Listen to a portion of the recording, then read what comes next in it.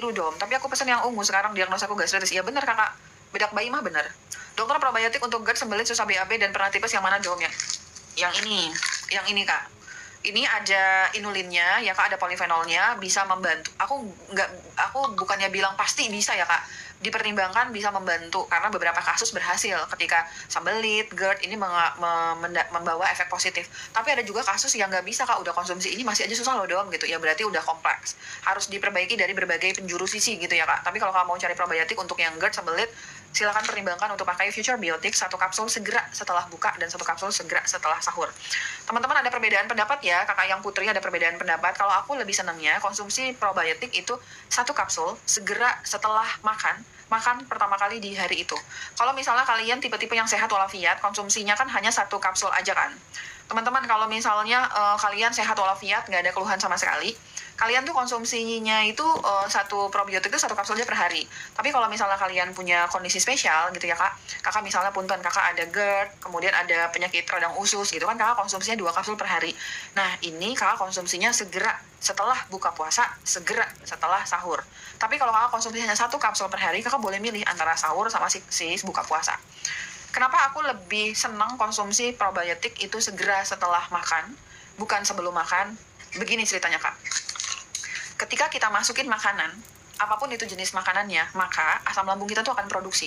Asam lambung kita itu sifatnya asam. Asam lambung yang asam itu dapat merusak probiotik.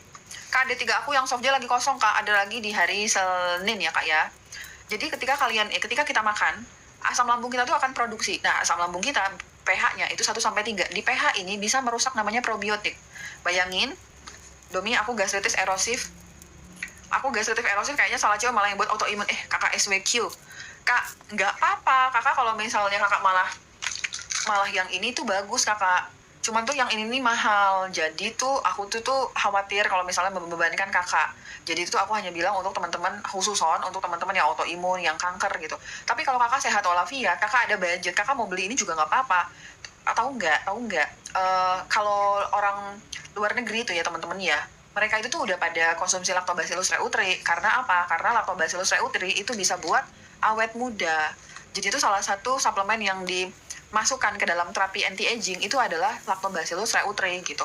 Jadi kakak nggak usah nangis kakak, kalau kakak udah pakai beli itu ya konsumsi aja, aman kakak. Aku aja konsumsi kan. Kak, jadinya tuh tadi aku mau bilang apa ya? Nah, jadi siapa ya? Dok, Natosera kapan ada? Lah, ada kok. Bapak Obet emang nggak ada? Ini aku pegang. Ada kok Bapak Obet, nggak ada tah? Mungkin lagi pas abis belum di-update stok sama admin, nanti di-update stok ya. Dok, maaf banget, ini ori semua. Iya kakak Cici. Gak apa-apa kan, dimaafin, wajar mah, namanya konsumen harus mempertanyakan keasliannya atau enggak gitu. Tapi 100% original semua kakak. Aku selesai dulu probiotik gengs. Jadi kak, si probiotik itu kalau dari sisi aku lebih suka tuh konsumsinya itu sebelum makan. Bukan sebelum makan, tapi segera sesudah makan.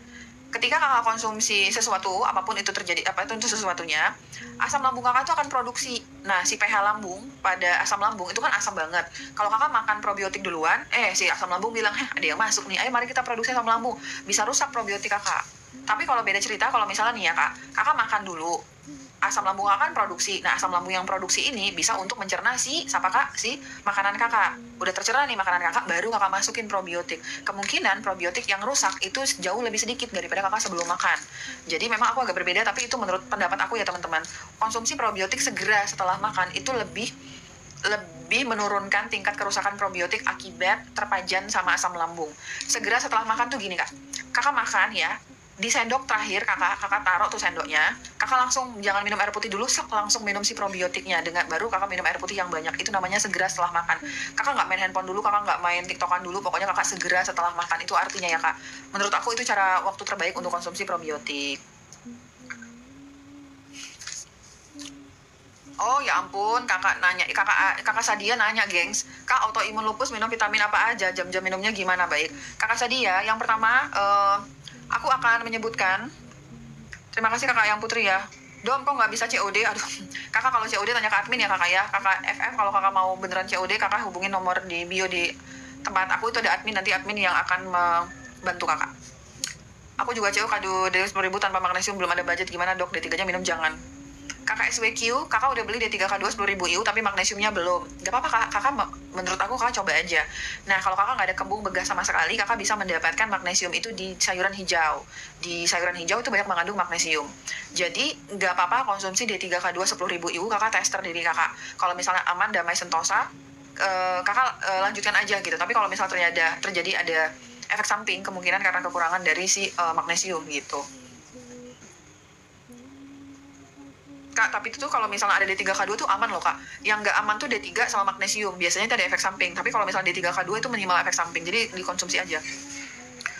Kakak bundling aku lagi habis. Kakak ada lagi hari Selasa ya bundling aku. Aku mau bahas dulu ya. Lagi kosong ya probiotik lactobacillusnya. Kak mungkin saat ini sudah ada yang CO terus lagi habis. Tapi berdasarkan laporan admin ini masih banyak. Nanti akan di stok sama admin ya kak. Update stoknya. Adminnya mungkin sudah bobok ya kak, jadi dia belum update stok. Nanti aku sampaikan ya kak admin. Aku tadi mau bahas apa? Autoimun. Kak, ini adalah rangkaian penyakit autoimun yang aku rekomendasikan. Yang pertama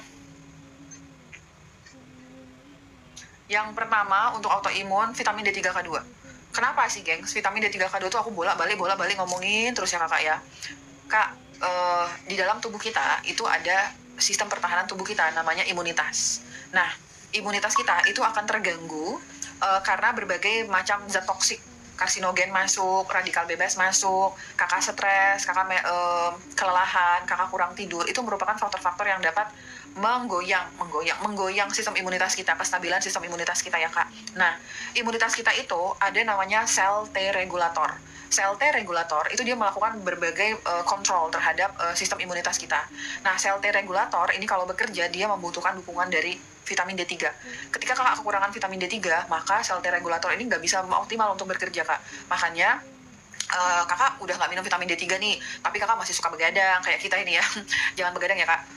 Masya Allah kakak beda bayi Domi, kalau minum probiotiknya sebelum tidur gimana? Nggak apa-apa, probiotik itu memang normalnya segera setelah sarapan sama satu kasus sebelum tidur. Tapi karena buka puasa tuh aku mau lakukan modifikasi kakak, segera setelah buka puasa dan segera setelah tidur.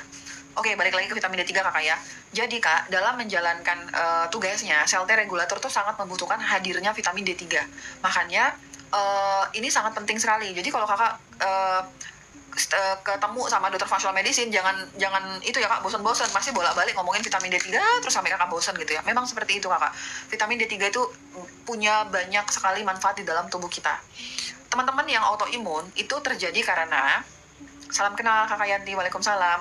Teman-teman yang autoimun itu terjadi karena apa kak? Karena kegagalan tubuhnya untuk mengidentifikasi mana lawan mana kawan. Kakak kelelahan, kakak setiap hari terpanjang terus sama zat-zat kimia, kakak terpanjang terus sama kelelahan kronik, stres kronik, setiap hari kakak terpanjang. Akhirnya tuh kakak merasa lemah. Nah, kakak perlu bertahan dari semua panjanan ini, tapi karena kakak nggak ada yang ngedukung, kakak kayak ngerasa sendirian gitu loh kak kerjanya. Jadi kakak tuh lama-lama lelah. Ketika kakak lelah, kakak menghajar semua hal. Kakak nggak bisa lagi mengidentifikasi mana yang harus kakak lindungi sebagai sistem imunitas. Makasih kakak Hafid. Mana yang harus kakak lawan. Jadi kakak udah nggak bisa, kegagalan identifikasi. Nah, kegagalan identifikasi ini lama-lama akan mengakibatkan penyakit autoimun. Ya kakak lupa aku resistensi insulin ya. Habis ini ya kakak. Jadi kegagalan ini dapat mengakibatkan penyakit autoimun. Seharusnya imunitas itu melindungi kakak, dia malah menyerang kakak. Jadi teman-teman autoimun itu wajib hukumnya konsumsi vitamin D3. Untuk vitamin D3 itu nanti ngaturin lagi bagaimana kita mengidentifikasi mana lawan mana kawan. Vitamin D3 ya kak. Kalau di conventional medicine menggunakan steroid. Karena steroid itu dapat, autoimun kan istilahnya kan lagi ngamuk ya kak, badan kakak tuh lagi ngamuk, nah dikendalikan sama steroid. Tapi steroid itu dapat menekan sistem imunitas alamiah kita.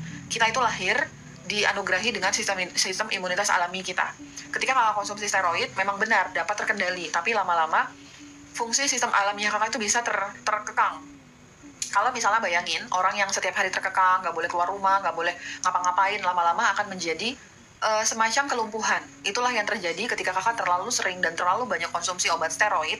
Itu dapat lama-lama istilahnya terjadi kelumpuhan kakak. Nah, vitamin D3 minimal dosis 30.000 IU itu memiliki cara kerja yang hampir sama dengan steroid.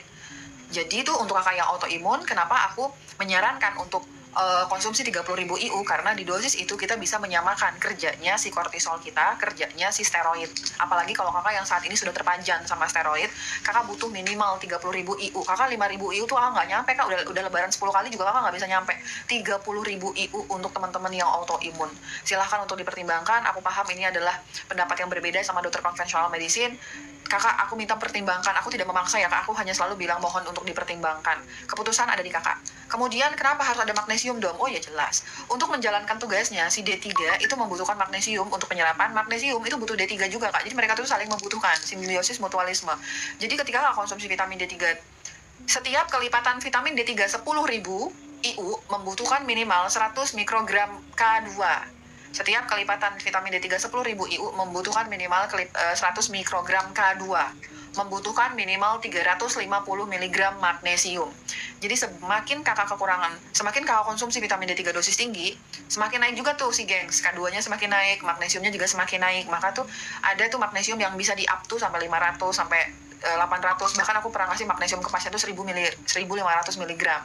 Tapi ini kan dosisnya dokter ya, kalau kalian menjalankan ini sendiri tanpa diawasi, minimal untuk autoimun, apapun diagnosis autoimunnya lah, entah lupus, vitiligo, psoriasis, RA, apapun diagnosis autoimunnya, vitamin D3K2 30.000 IU, kemudian magnesium minimal di 500 mg kalau aku ya kak, kemudian zinc. Kenapa pula ada zinc di situ kak? Kak, jadi tuh gini ya kak, ini vitamin D3 yang kakak konsumsi. Anak bayi, tidur aja kakak, anak bayi. Aku udah dewasa, aku mau lanjut bentar ya kakak, kalau mau tidur ya kak, bye-bye kakak, good night. Kak, ini adalah vitamin D3. Jadi di dalam sel kita itu ada namanya FDR, ada namanya vitamin D reseptor. Vitamin D reseptor, kalau kakak konsumsi vitamin D3, mereka tuh harus ketemu klik, kayak apa tuh namanya kak, kayak mur dan baut ya kak. Pokoknya yang klik-klik itu apa ya kak? Nah, jadi kalau misalnya kakak konsumsi vitamin D3, tapi ini nggak klik, dia malah belok ke kanan, malah belok ke kiri, nggak klik sama reseptornya, ini kakak gagal untuk mendapatkan vitamin D3. Nah, untuk klik terjadi peristiwa klik ini, makasih Bapak Agus ya, memerlukan apa kak? Zinc. Jadi zinc itu fungsinya untuk biar mempertemukan antara reseptor vitamin D3 sama D3-nya. Makanya di situ perlu zinc.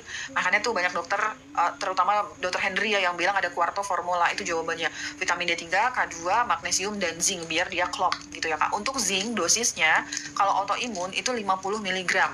Kecuali vitiligo, itu vitiligo kekurangan zinc dalam jumlah yang besar.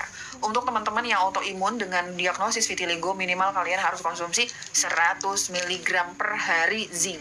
Tapi kalau autoimun bukan si vitiligo, kakak konsumsinya 50 mg aja.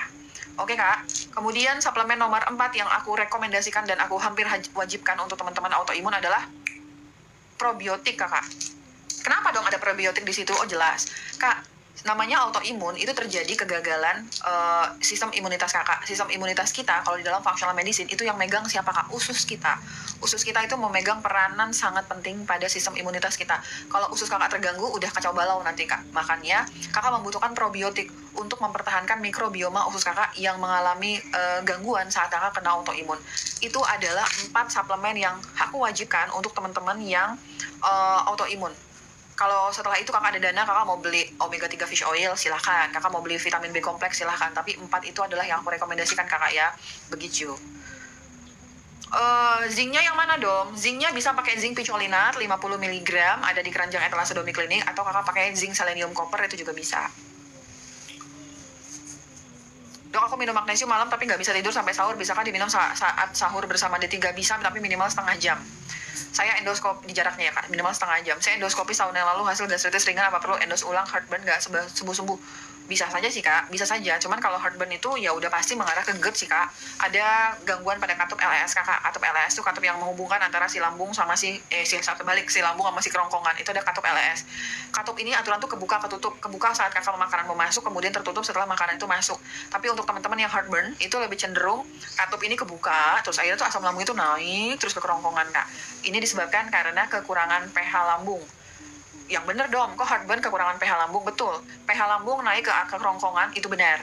pH lambung naik ke kerongkongan itu benar, sehingga dapat menimbulkan rasa panas. Tapi bukan karena kelebihan dari asam lambung, tetapi karena kekurangan pH lambung.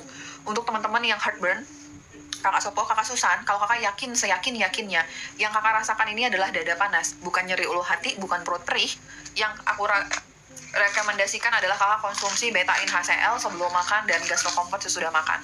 Jadi kakak konsumsi betain HCl setengah jam atau 15 menit sebelum makan, kemudian kakak makan, setelah itu kakak konsumsi Gastro Comfort. Konsumsilah probiotik. Untuk si GERD probiotiknya apa, gengs? Misalnya untuk si GERD probiotiknya dari Future Biotic, kemudian kakak kombinasi vitamin D3K2 dan magnesium. Itu yang bisa aku rekomendasikan kakak Susan ya. Kakak Susan, aku bolak-balik selalu bilang ya teman-teman, cuka apel sama betain HCl itu untuk pengobatan GERD, untuk pengobatan heartburn, untuk pengobatan leaky gut. Tapi kalau misalnya kalian saat ini ada nyeri ulu hati, perut perih, jangan sekali-sekali konsumsi betain HCl. Lah gimana dong? Saya ada heartburn, tapi saya juga ada perut perih dong. Kalau kakak memiliki kondisi gastritis dan GERD secara bersamaan, kakak ada nyeri ulu hati, perut perih, kakak juga ada heartburn.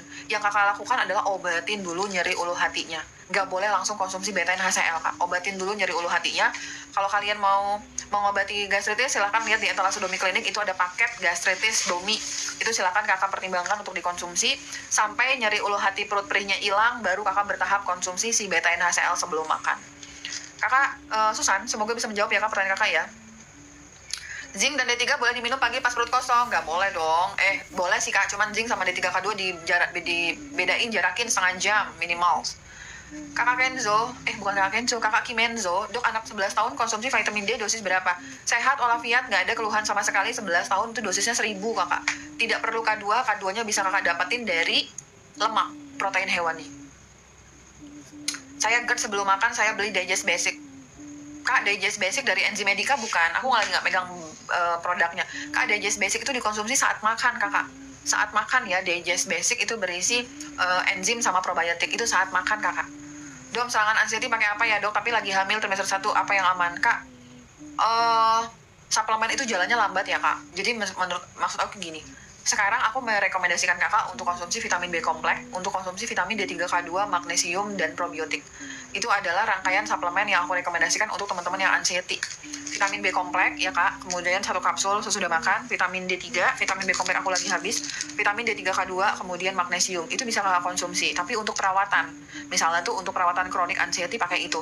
Tapi kalau kakak lagi serangan, makasih kakak Leni ya, kakak lagi serangan, panik, akut, kayaknya kalau kakak mengandalkan suplemen itu lama tenangnya ya kak, karena suplemen itu dia bukan untuk kondisi yang akut kakak. Jadi kalau kakak yang misalnya nih kakak yang hipertensi, diabetes, yang dengan kondisi mengancam nyawa gitu ya kakak, emergensi, penyakit jantung, kakak nggak bisa ngandelin suplemen karena suplemen itu jalannya lambat.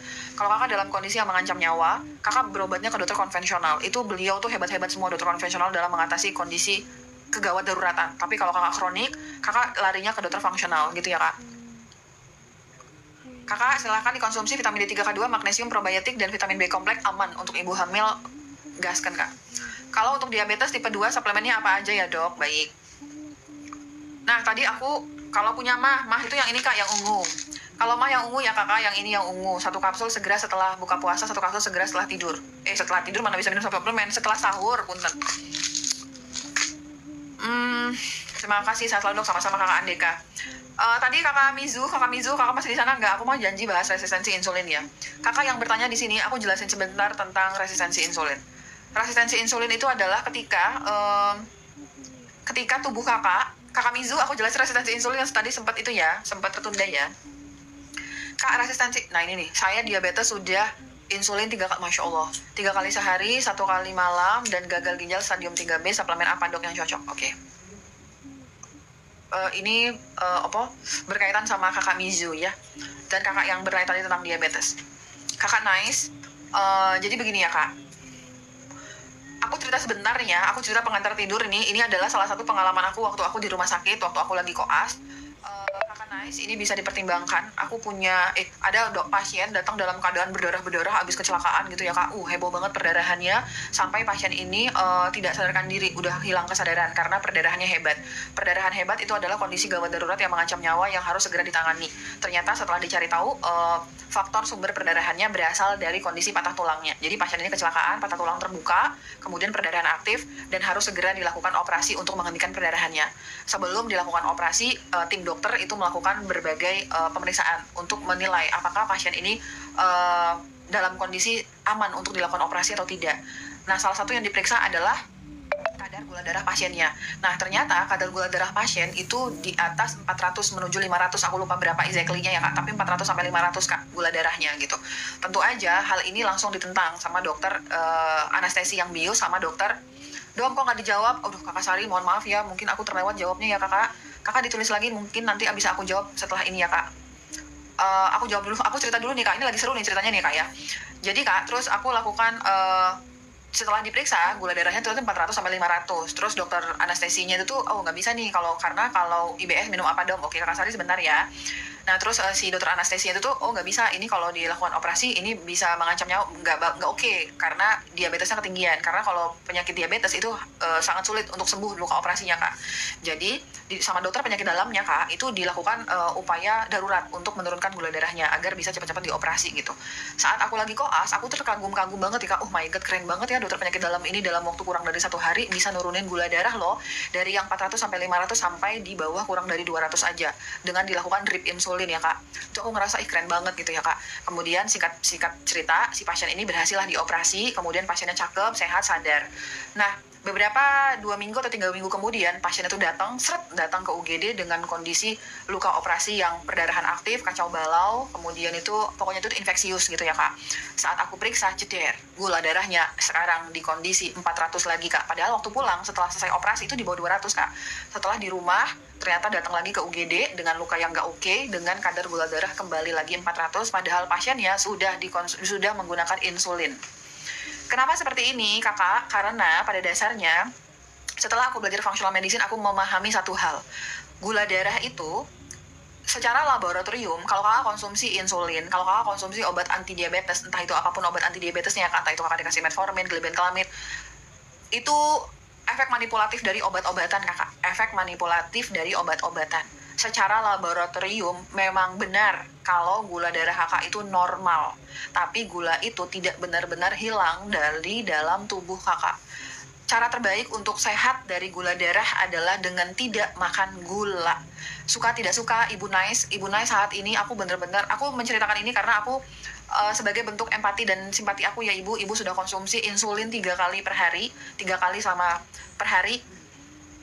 Coba Ibu jalan-jalan untuk mencari informasi apa efek samping dari insulin ya Ibu ya. Itu yang pertama. Kemudian tuh efek samping dari obat diabetes itu apa? Karena endingnya nanti bisa kondisi gula darah yang tidak stabil dengan perawatan obat diabetes itu dapat mengakibatkan penurunan fungsi ginjal. Itu memang seperti itu Ibu, ada korelasinya. Jadi kalau misalnya Ibu mau sembuh, Ibu harus mempertimbangkan untuk benar-benar tidak konsumsi gula. Itu caranya Ibu, benar-benar tidak konsumsi gula. Kemudian itu adalah berpuasalah. Puasa itu bagus banget dalam mengontrol lonjakan insulin, karena semakin kita seringnya makan, lonjakan insulin semakin terusan ada Ibu. Jadi itu tuh nggak kelar-kelar nanti gitu. Tapi kalau misalnya berpuasa, makasih KMM ya, itu stabil, insulin Ibu cakep, stabil aja gitu. Tapi begitu Ibu makan dia langsung lonjak lagi, turun lagi, ngelonjak lagi, turun lagi. Kurvanya naik turun, ini jelek ya Ibu ya. Jadi itu dari sisi aku adalah silakan untuk mempertimbangkan untuk tidak konsumsi gula sama sekali, tidak konsumsi karbohidrat sama sekali. Dok, saya juga udah suntik insulin 2 kali dan obat gula, sekarang jadi takut juga efek insulinnya. Nah ini Ibu Herawati sama Ibu Nice bisa nih ngumpul bareng untuk memulai mempertimbangkan untuk tidak konsumsi gula dan segala turunannya. Berarti kalau dari sisi aku ya, orang gula diabetes tuh nggak boleh makan buah. Dom, buah bagus, buah bagus, tapi buah itu mengandung fruktosa yang juga bahaya untuk teman-teman insulin, untuk teman-teman diabetes. Kemudian jangan konsumsi karbohidrat dan segala turunannya Ibu, punten, singkong, mantang, ubi, jagung, kentang, nasi itu adalah karbohidrat. Kalau bisa secara bertahap untuk juga tidak konsumsi karbohidrat sama sekali ya Ibu ya. Jangan konsumsi makanan minuman kemasan. Semua makanan yang dikemas, minuman yang dikemas itu pasti mengandung gula dalam produk pengawetnya. Kemudian itu jangan konsumsi semua yang terbuat dari tepung, kue, roti, biskuit, apalagi kue basah, kue kering, nanti kue lebaran tuh hati-hati banget ya Ibu ya. Aku cuma ingin mengajak merenungkan mau sampai kapan konsumsi insulinnya gitu. Walaupun Ibu ngerasa susah payah banget untuk melepaskan melepaskan konsumsi gula, tapi nanti Ibu akan suka sama endingnya. Nanti lama-lama Ibu bisa menurunkan penggunaan dari insulin Ibu. Nah, setiap teman-teman yang mengalami kencing manis, gula darah, pasti Ibu, Bapak di sini, kakak di sini, kalian itu kekurangan vitamin D3K2 dan magnesium. Kekurangan vitamin D3K2 dan magnesium. Percayalah, yakinlah bahwasanya kakak kekurangan vitamin D3K2 dan magnesium Kak. Silahkan untuk mempertimbangkan Ibu Ibu Nais silahkan untuk mempertimbangkan konsumsi vitamin D3 dari sisi aku minimal 20.000 IU dari sisi aku ya Bu.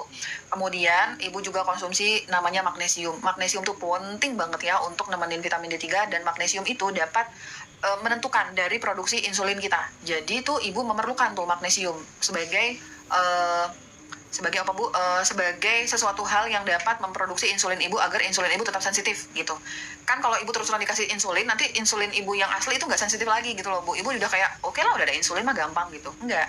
Padahal itu pada dasarnya itu tuh kita bisa loh memproduksi insulin gitu. Jadi Ibu, cara terbaik untuk sembuh dari gula darah adalah dengan cara tidak makan gula, dengan cara tidak makan semua karbohidrat beserta turunannya, itu cara terbaik gitu. Satu lagi aku cerita ya Bu ya. Jadi nanti tuh aku pernah juga di Polimata. Di Polimata itu aku menanganin teman-teman yang katarak. Terus aku berpikir ya, kok kenapa sih orang kok semuanya katarak gitu ya? Padahal tuh gula darah. Terus dokter spesialis matanya itu ngasih diagnosis gini, katarak et causa diabetes. Jadi itu tuh katarak itu disebabkan diinisiasi karena diabetes gitu. Terus aku berpikir, lah kan gula darahnya kan udah terkontrol di bawah 200, kok masih tetap katarak ya gitu. Itulah efek manipulasi dari obat. Secara laboratorium, ibu gula darahnya itu udah normal, tapi gula itu tetap ada dalam tubuh ibu, tetap merusak mikrosel dalam tubuh ibu, dan kerusakan itu tetap berlangsung. Jadi, suka atau tidak suka, kalau mau sembuh dari gula, jangan makan gula, jangan makan karbo dan turunannya, jangan makan buah. Itu adalah hal harus yang ibu lakukan. Kemudian berpuasalah. Aku nggak tahu, aku selesain dulu diabetes teman-teman ya, punten ya.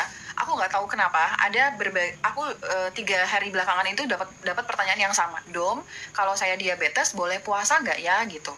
Nah aku tuh heran, kok bisa ya ditanyain seperti ini gitu. Karena dari aku pikir itu semua orang tuh sepakat kalau misalnya gula darah diabetes ya harus puasa gitu, aku pikir.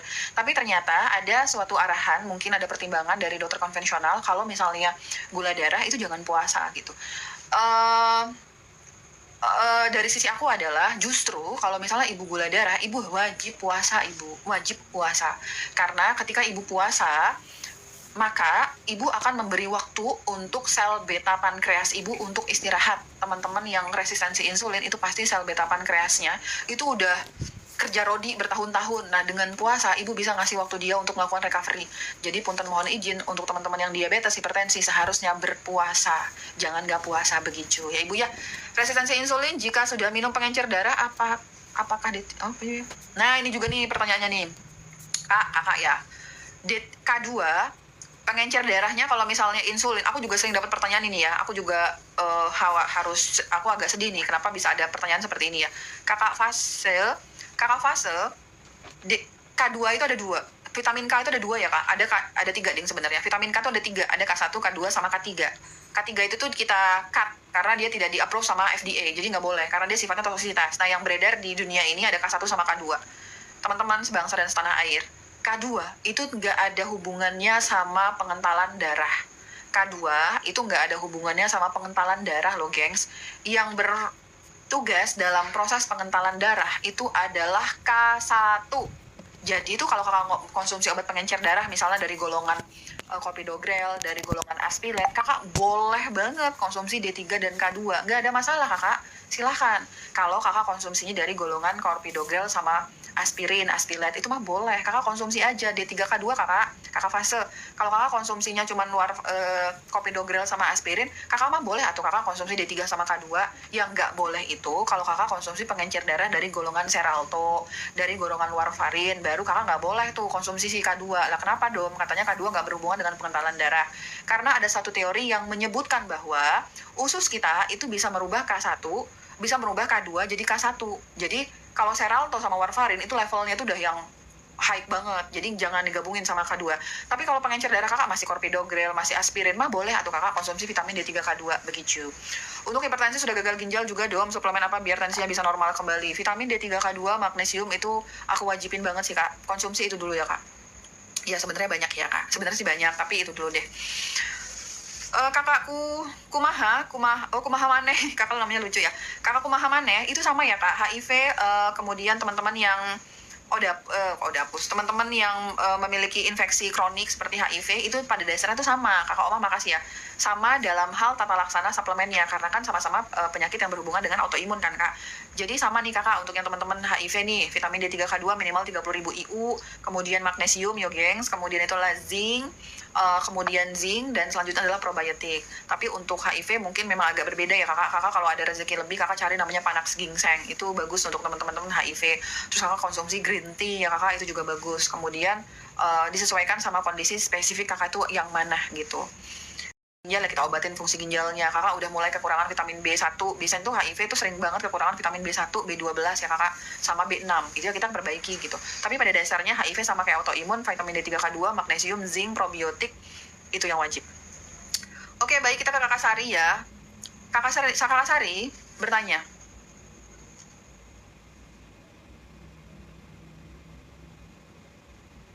Sebentar kakak Sari, mohon izin ya kakak Sari, ini ada pertanyaan bagus dari kakak Jage. Diabetes tapi kadar kalsium agak tinggi. Berapa agak tingginya kak? Terus setelah 3,5 bulan konsumsi D3K2 20.000 IU. Nah ya kak, kalau misalnya hipokalium kan terkaitan dengan kalium kan kak. Nah kadang-kadang kondisi hipokalium itu bisa juga menurunkan produksi dari asam lambung. Aku nggak tahu kayak gini, mungkin arahan pertanyaan kakak. Jadi aku aku membuat kesimpulan mungkin ke sini pertanyaan kakak.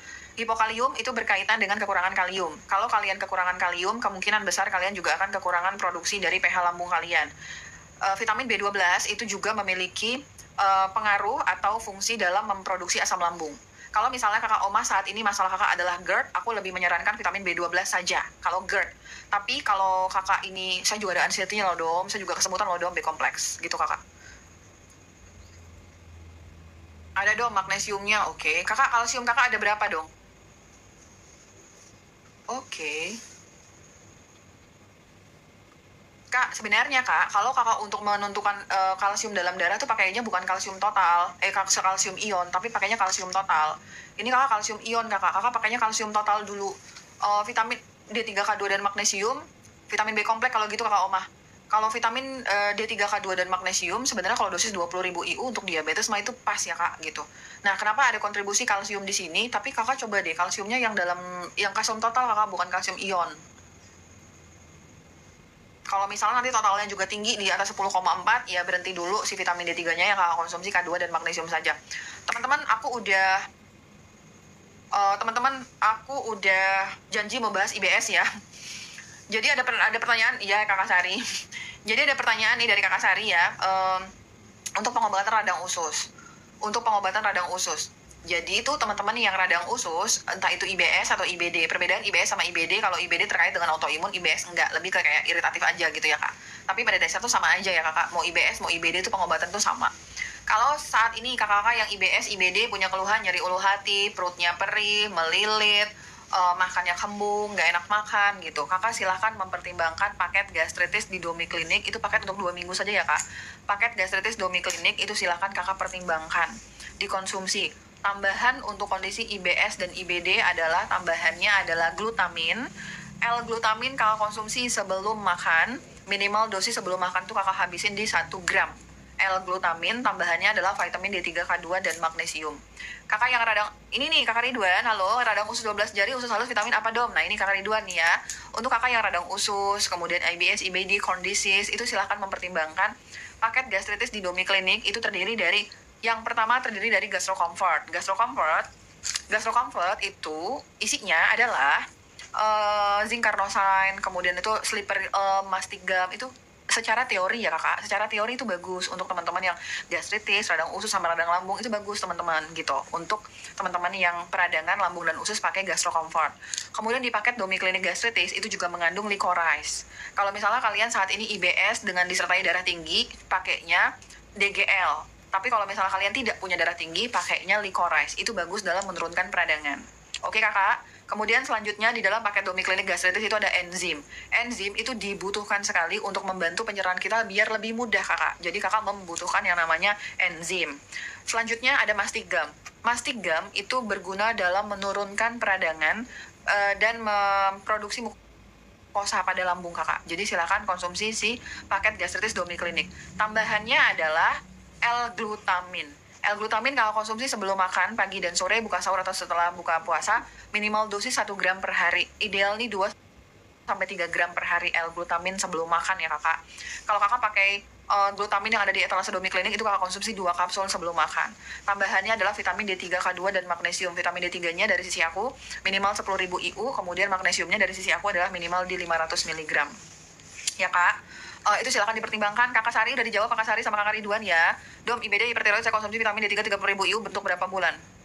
Lakukan evaluasi secara berkala terhadap tubuh kakak. Kalau keluhan kakak sudah berkurang, kakak Christian udah cek kalsium kan ya. Kakak main di hipertiroid 30.000 IU, harus kalsiumnya yakin dulu normal ya. Kalau kakak udah yakin, seyakin-yakinnya gasken kak. Kakak lakukan evaluasi, kalau agak segeran kakak turunin di 20.000 IU gitu.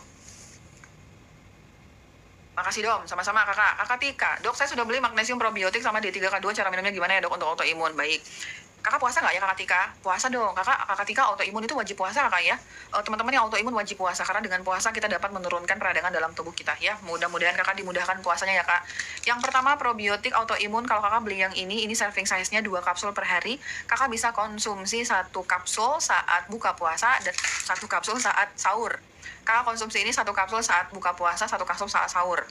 Udah ya kak. Kemudian magnesium kakak konsumsi sebelum tidur kakak. Nanti malam nih abis live aku kakak konsumsi itu magnesiumnya ya. Nah untuk D3 nanti kakak konsumsinya sewaktu sudah sahur. Setelah kakak selesai makan sahur, di saat makan kakak akan konsumsi probiotik. Kakak selesai makan, kemudian 15 menit kemudian kakak konsumsilah vitamin D3K2. Gitu ya kak. Silakan memakai metode itu ya kak. Assalamualaikum, waalaikumsalam. Cara cek kalsium gimana dong? Kakak ke laboratorium. Mbak Lab, saya mau periksa dong kalsium dalam darah total gitu. Bapak Obed makasih ya. Psoriasis terus jadi sendi, sakit bengkak, harus minum apa dong? Vitamin D3K2, magnesium, zinc, omega 3 fish oil, probiotik kakak. Untuk teman-teman yang psoriasis yang lagi flare, vitamin D3K2 minimal 30.000 IU, kemudian kakak konsumsi magnesium minimal 500 mg. Aku magnesium lagi habis semua ya teman-teman. Aku cuma ada saat ini vitamin D3, salahkan lagi kan. Aku cuma ada saat ini vitamin D3 doang. Kemudian kakak juga konsumsi zinc, selenium, copper, kemudian kakak konsumsi probiotik. Untuk menurunkan nyeri-nyeri sakitnya kakak bisa mempertimbangkan pakai omega 3 fish oil. Omega 3 fish oil itu bagus. Kalau kakak ada rezeki lebih kakak ya tambahin NAG. NAG itu N-acetyl glucosamine, itu juga bagus untuk menurunkan peradangan. Untuk teman-teman yang psoriasis, ini terjadi karena ketidakoptimalan empedu kalian. Jadi untuk teman-teman yang psoriasis, kalau kakak nggak ada nyeri ulu hati, perut perih sedikit pun swama sekali dengan fungsi ginjal bagus, kakak silakan untuk mempertimbangkan cuka apel. Cuka apel bisa kakak konsumsi sebelum makan, pagi dan sore, dan tambahannya adalah ox bile. Ox bile itu aku anjurin untuk teman-teman psoriasis. Sejauh ini teman-teman psoriasis yang pada konsumsi ox bile itu merasakan perubahan dari lesi di kulitnya. Karena ox bile itu bagus banget untuk mengoptimalkan empedu. Nah, kalau kalian yang punya alergi kepanjangan ya udah berapa panjang alergi nggak selesai, pertimbangkan untuk konsumsi garam empedu. Garam empedu itu juga berkontribusi dalam mengelola alergi kita, Kak. Jadi teman-teman yang alergi, terutama di kulit ya, gengs, silakan pertimbangkan konsumsi ox bile. Kakak psoriasis sudah dijawab kakak ya, silakan dipertimbangkan. Kakak Via yang ada bintang-bintangnya, Domi, anak 4 tahun sebulan sekali bapil. Waduh, sering banget ini ya. Konsumsi suplemen apa aja mudah ketular teman yang sakit. Baik, kakak Via, yang pertama untuk kebutuhan anak kita yang kita pentingin adalah vitamin D3, zinc, kemudian protein hewani. Dalam men-trigger production dari growth hormone, hormon pertumbuhan, itu kita memerlukan vitamin D3, zinc, sama protein hewani. Anak kakak menunjukkan kerentanan imunitas, karena sekelilingnya sakit lah kok juga ikutan sakit, berarti imunitasnya ini rentan kakak. Silakan kakak Via mempertimbangkan vitamin D3. Pada dasarnya sesungguhnya adalah dosis vitamin D3 untuk anak umur 4 tahun itu hanya 400 IU kakak. Pada dasarnya sesungguhnya hanya 400 IU. Tapi punten, anak kakak Via ini ada kondisi spesial kakak, di mana itu tuh ada faktor resiko di sekeliling dia, di mana anak kakak ini hidup bersosial sama teman-teman yang rentan juga terhadap infeksi. Jadi ini merupakan faktor resiko. Kalau saat ini kalian memiliki faktor resiko, maka tingkatkan dosis vitamin D3-nya. Jadi kakak Via bisa meningkatkan dosis vitamin D3 untuk anak kakak sebesar 800 IU. Dom, udah coba 800 IU nih Dom, tapi masih gampang sakit nih Dom. Gimana ya? Berarti masih kurang kakak, 1000 IU. Secara pribadi, aku pernah meresepkan vitamin D3 untuk anak umur 3,5 tahun itu sebanyak 5.000 kakak. Aku pasti diomelin sama dokter spesialis anak nih kakak ya, karena nggak sesuai dengan teori dokter konvensional. Tapi pada dasarnya dosis itu bisa fleksibel mengikuti keluhan pasiennya. Untuk anak 4 tahun coba di 400 IU, nggak gong, kakak naik 800 IU, masih kurang bisa di 1000 IU kakak ya. Itu yang pertama. Kemudian zinc. Zinc itu sangat dibutuhkan untuk kebutuhan anak kita teman-teman. Jadi kalau kakak-kakak di sini yang anak-anaknya, waduh masih belum konsumsi zinc nih, apalagi kakak ngerasa konsumsi protein hewani terutama seafoodnya itu kurang. Zinc itu banyak di seafood ya teman-teman, banyak di kerang zinc tuh. Jadi itu kakak pertimbangkan untuk konsumsi zinc. Tapi PR-nya nyari zinc dalam bentuk suplemen itu susah. Ada suplemen BPOM mengandung zinc tapi mengandung gula. Oh my god, aku nggak suka itu ya kak ya. Jadi kalau kakak mau cari suplemen untuk anak kakak, mohon izin perhatikan dulu berapa komposisi gulanya. Karena zinc itu nggak bisa bekerja kalau ada gula di situ. Jadi kalau ada suplemen ada zinc tapi ada gula, sia-sia suplemennya ya kak. Jadi kakak via cari suplemen yang isinya zinc, tidak ada kontribusi dari gula fruktosa di dalamnya. Aku nggak punya kak suplemennya lagi, habis. Biasanya ada namanya Sumbucus Zinc. Itu zinc dan elderberry isinya. Zincnya 2 mg, elderberry-nya 50 mg itu oke. Tapi aku lagi habis kakak. Jadi kakak bisa kakak via cari di tempat lain kakak ya. Zincnya 2 mg aja. Kemudian omega 3 kak. Omega 3 itu dapat melindungi sistem imunitas anak kita karena dia memberikan energi dalam bentuk lemak. Anak-anak itu lebih membutuhkan lemak daripada orang dewasa karena anak-anak kita itu lagi perkembangan otaknya, kemudian lagi perkembangan jaringan-jaringannya itu membutuhkan lemak. Jadi kasih anak kakak via ini bisa COD liver oil atau omega 3 itu boleh. Kalau misalnya anak kakak mengalami masalah gangguan pencernaan, lebih cakep banget kalau kakak kasih probiotik, itu lebih menguatkan sistem imunitasnya. Jadi vitamin D3 bisa 400 up to sampai 1000 IU, zinc di 2 sampai 3 mg. Kakak cari produk namanya Sumbucus Zinc di tempat lain. Kemudian kakak kasih omega 3 fish oil. Kemudian apakah kakak kasih yang namanya probiotik. Begitu kakak ya, semoga membantu ya kakak. L-glutaminnya berapa miligram diminum dong? Di atas 1 nah ya, 2 kapsul kakak. 2 kapsul sebelum makan pagi dan sore. Kalau kakak pemula, kakak coba 1 kapsul dulu, ngetes diri kakak. Oh gini dong, aman ya Sudin. Kakak naikin jadi 2 kapsul gitu. Eksim butuh omega 3 sama magnesium dom. Kak, kalau eksim aku lebih sukanya COD liver oil daripada omega 3. Untuk masalah pereksiman sama per kantung empeduan, aku lebih suka COD liver oil. Omega 3, kalau psoriasis itu juga aku lebih sukanya omega COD liver oil. Cuman kalau lagi flare kita butuh omega 3 lagi dengan konsentrat yang lebih tinggi.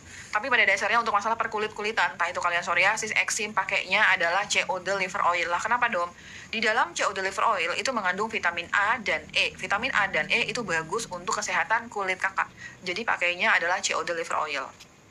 Bukan si siapa kak? Omega 3 fish oil. Saya umur 47 tahun, nah udah mulai ngantuk nih kak, aku ngomong udah belibet nih. Teman-teman sebangsa dan setanah air, dosis vitamin D3 untuk kakak sehat walafiat cakep nggak ada keluhan sama sekali di atas 18 tahun itu dosis minimalnya adalah 10.000 IU. Jadi kakak MMID, kakak konsumsi 10.000 IU dong. Kalau kakak ada kondisi spesial, naikin dosisnya bisa jadi 20.000 IU. Dok, kalau ada pengentalan darah, apakah aman konsumsi vitamin D3 K2? Nah ini tadi udah dibahas, aman kakak, aman, damai, nggak ada masalah sama sekali, silahkan kakak konsumsi ya kak. Kalsium 9,4, oke. No problem kakak Christian konsumsi 30.000 IU nggak ada masalah. Dom, kenapa saya tiap minum D3 K2 10.000 IU malah jadi sakit? Kakak brand apa yang kakak konsumsi? Ada yang komentar tuh di VT aku, saya minum D3 K2 10.000 IU sakit kepala gitu. Terus ditanyain sama yang lain, brand yang kamu konsumsi apa? Ternyata dari brand yang terindikasi palsu. Kakak brandnya apa? Enggak dom, brandnya mah asli, yakin ini dom gitu. Kakak konsumsi magnesiumnya udah apa belum? Udah dom, malam udah konsumsi magnesium, udah. Hati-hati ya kakak, ini sebenarnya bukan karena D3K2-nya tapi karena faktor lain. Ketika kakak lagi konsumsi sesuatu, kemudian timbul efek samping, jangan buru-buru memutuskan ini pasti karena suplemen ini. Kemungkinan karena pola makan kakak kurang oke, karena kakak kurang istirahat gitu. Kakak eliminasi dulu dari faktor-faktor sehari-hari. Kalau memang yakin, seyakin-yakinnya karena vitamin D3K2-nya ya sudah. Kakak stop dulu vitamin D3K2-nya dan magnesiumnya, nanti setelah sakit kepalanya hilang, kakak kembali lagi konsumsi. Bisa digunakan metode seperti itu ya kak. Kalau GERD, begah, dan sembelit suplemennya apa dom? Kakak lamun ombak, aku pernah makan di rumah makan namanya lamun ombak loh kak. Kakak yang punya rumah makan lamun ombak itu tah? Kakak lamun ombak, rumah makannya di Padang kakak, namanya lamun ombak. Kak, kalau kakak yakin nggak ada nyeri ulu hati, perut perih sedikit pun ya kakak silakan konsumsi sih. Mana dia kak? Betain HCl. Kak, dia udah tidur. Nih dia, kakak lamun ombak, kalau misalnya kakak yakin hanya GERD, begah, sembelit, nggak ada nyeri ulu hati, perut perih sedikit pun, kakak konsumsi betain HCl, 1 kapsul sebelum makan. Kemudian kakak konsumsi Gastro Comfort 1 kapsul sesudah makan, dan konsumsi probiotiknya yang ini. Betain HCl sebelum makan, Gastro Comfort sesudah makan, dan si probiotiknya 1 kapsul segera setelah buka puasa dan 1 kapsul sesudah sahur. Ini aku rekomendasikan untuk kakak ya kak, silakan dipertimbangkan ya kak. Anakku alergi protein usia 1,5 tahun. Selain vitamin D3, probiotik butuh apa lagi kak? Kakak Kaurin, dalam mengatasi alergi anak, ini kakak harus buat food journal ya kak. Jurnalis apa aja makanan-makanan yang nggak bisa untuk anak kakak. masalah alergi protein ini kakak harus identifikasi apakah semua protein atau jangan-jangan bukan protein tapi pengawet yang ada dalam protein itu gitu. Vitamin D3, probiotik, zinc, kakak cari zinc untuk 1,5 tahun tuh cuma 1-2 mg ya kak. Tapi yang harus kakak pahamin adalah anak kakak itu tuh harus benar-benar clear dari semua yang buat alergen. Aku ada cerita nih kakak ya. Jadi aku dapat pasien alergi pada anak. Udah kemana-mana gitu ya kak. Udah berobat ke DSA ini gitu.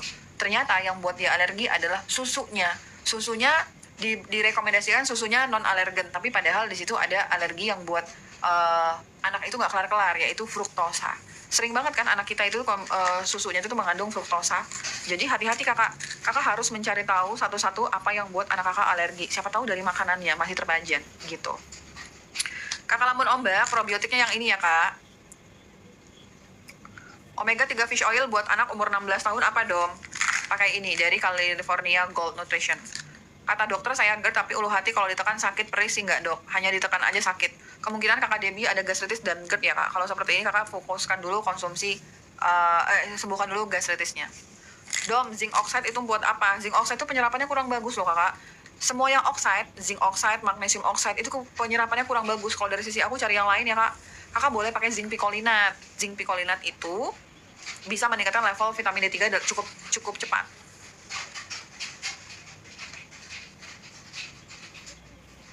Makasih banyak Dom, sama-sama. Kak, kayaknya bentar lagi di tempat aku hujan lebat ya kak. Aku udahan dulu ya kak.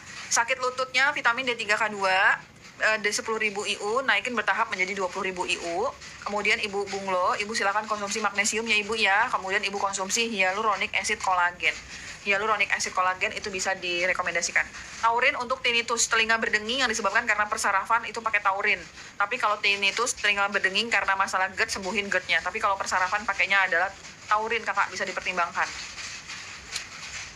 Kakak taurin aku nggak ada zinc buat anak kakak, punten kakak ya. Kakak coba cari dari merek Life Space, itu ada zinc buat anak. Dom, aku CO yang mana? GERD dan IBS.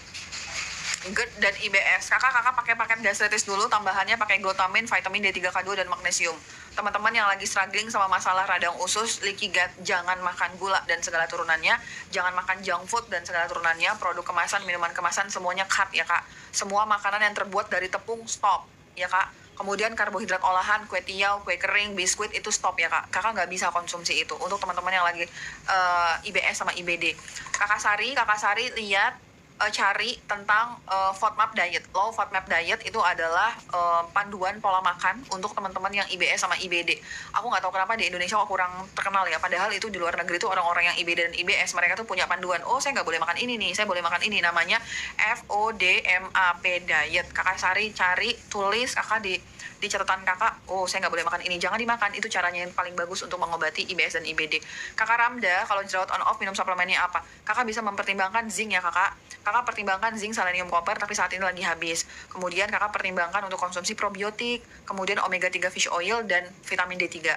Vitamin D3 10.000 IU, kemudian dibarengin sama omega 3 fish oil, selang-seling sama CO liver oil, kemudian kakak konsumsi zinc dan probiotik. Begitu kakak ya. Kakak, telinga berdenging karena sinus, magnesium D3K2 cukup nggak Dom? Silakan dicoba, kalau misalnya belum cukup ya kakak bisa pakai taurin juga ya kak. Vitamin untuk anak 15 tahun, M-Vitin. Kakak cari di keranjang kuning Domiklinik ada namanya M-Vitin ya kak, silakan dipertimbangkan. Minum D3K2 10.000 magnesium 400 mg, sering ngantuk normal kah? Memang sifatnya magnesium itu relaksasi kakak. Jadi kalau kakak konsumsi magnesium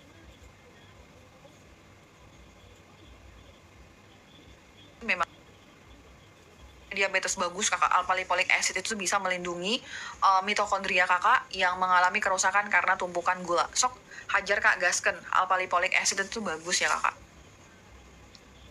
Kakak, ini terakhir aku jawab ya kak, abis itu kita tidur dulu ya kak, jangan kita begadang ya kakak. Untuk rinitis alergi kakak Nov terakhir, teman-teman yang rinitis alergi, konjungtivitis alergi, asma, bronkitis, yang pokoknya alergi-alergian, kalian harus banget mempertimbangkan vitamin D3K2 20.000 IU, kemudian zinc quercetin, terbaliklah dia, zinc quercetin 1 kapsul sesudah makan pagi, siang, dan sore kakak vitamin D3, kemudian kakak pakai zinc quercetin, kemudian kakak pakai probiotik dan bipolen, itu yang aku rekomendasi. Magnesium tentu aja ya kak.